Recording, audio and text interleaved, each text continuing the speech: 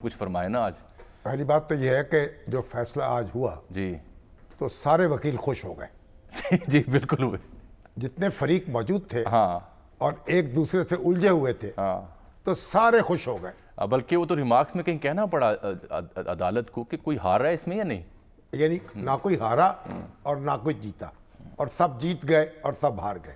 چلیے، اب جو سپریم کورٹ نے الیکشن کمیشن کو ہدایت کی کہ وہ صدر مملکت سے مشورہ کریں، بات کریں اور ان کو کہیں کہ وہ تاریخ دیں، ان کو تجویز کر دیں، تو اس سے ذرا صدر مملکت جو ہیں ان کی بھی اشک شوئی ہو گئی۔ نہیں، جو آج ان کا شارٹ آرڈر تھا return supreme court of Pakistan کا، وہ 5 نکات پر مبنی تھا۔ چوتھا اور 5واں نقطہ یہی ہے کہ الیکشن کمیشن جا کے ملے اور ان سے تاریخ کا تعین اب یہ صدر مملکت جب یہ کہتے تھے کہ وہ تاریخ کا اعلان کریں اور عمران خان صاحب ان کو کہتے، ان کو تجویز کہتے تھے، تو ہماری وزارت قانون نے بھی یہ رائے دی تھی کیا کہ آپ کا اختیار نہیں ہے، یہ الیکشن کمیشن کا اختیار ہے۔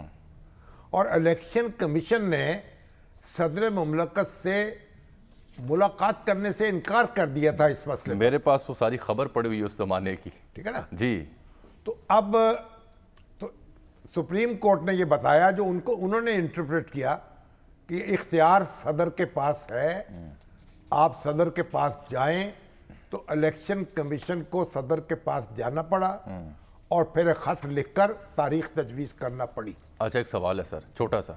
آج جب راجہ صاحب گئے ہوں گے ایوان صدر، تو جناب صدر کچھ مسکرائے تو ہوں گے، ان کا استقبال کرتے ہیں؟ ظاہر کچھ وہ بھی مسکرائے ہوں گے، شرما گئے، لجا گئے، دامن چھڑا گئے، اے عشق مرحبا وہ یہاں تک تو آ گئے۔ ایک دوسرے کو خوش آمدید کہا ہوگا۔ یہ بات یہ ہے، ٹھیک، جیسے ہائی کورٹ کا فیصلہ ہے نا، کوئی اس کو سپریم کورٹ کا رزم قرار دے دے تو کوئی ہائی کورٹ کی سبکی نہیں ہوتی اس میں۔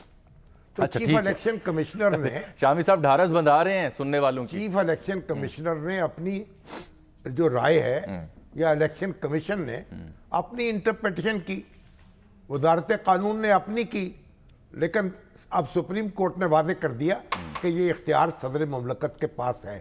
ایک بات، دوسری بات، یہ صدر مملکت جو ہے وہ سربراہ ہے ریاست کے، جی سربراہ ریاست کے۔ ان کے پاس راجہ سکندر سلطان صاحب بہت اچھے آدمی ہیں، لیکن مجھے ان کی یہ بات اچھی نہیں لگی تھی کہ انہوں نے صدر مملکت کے پاس جانے سے انکار کر دیا۔ جی ہاں، ان کو چاہیے تھا کہ صدر مملکت کے پاس جاتے اور مؤدبانہ یہ گزارش کرتے کہ یہ آپ کا اختیار نہیں ہے۔ اب بھی تو کیا نا۔ اب تو ہدایت پہ کیا نا سپریم کورٹ کی۔ تو بات یہ ہے، جو ہمیں آداب کو ملحوظ خاطر رکھنا چاہیے ہمیشہ۔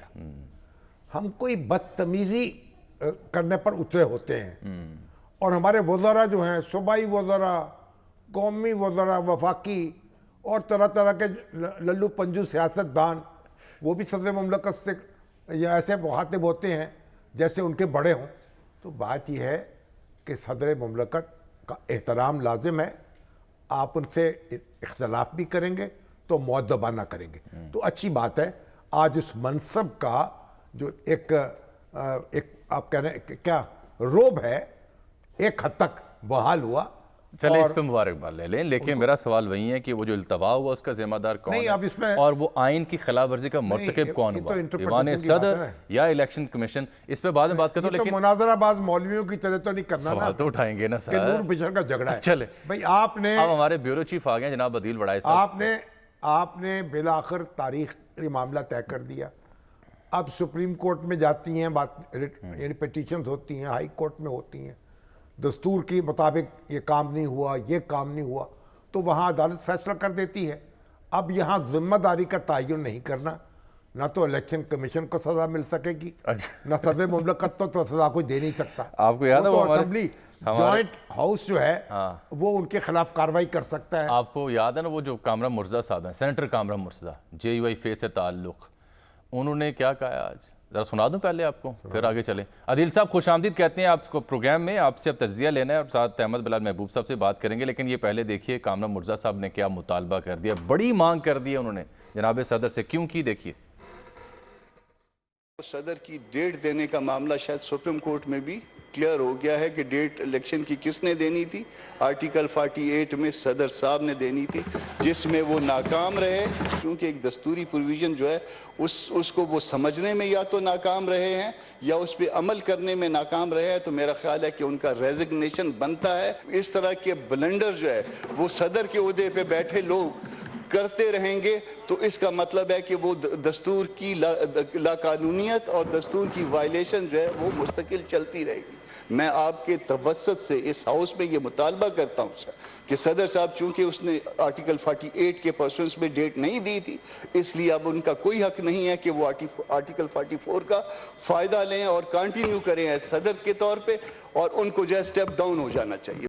ہم تو سمجھے تھے کہ بات سلجھ گئی ہے کہ جی آپ جا کے ان سے ملیں, تاریخ کا تعین کریں, صبح آ کے ہمیں بتائیں اور اس میں کوئی توسیع نہیں ہوگی, لیکن یہ تو نما کا ٹکٹا کھل گیا.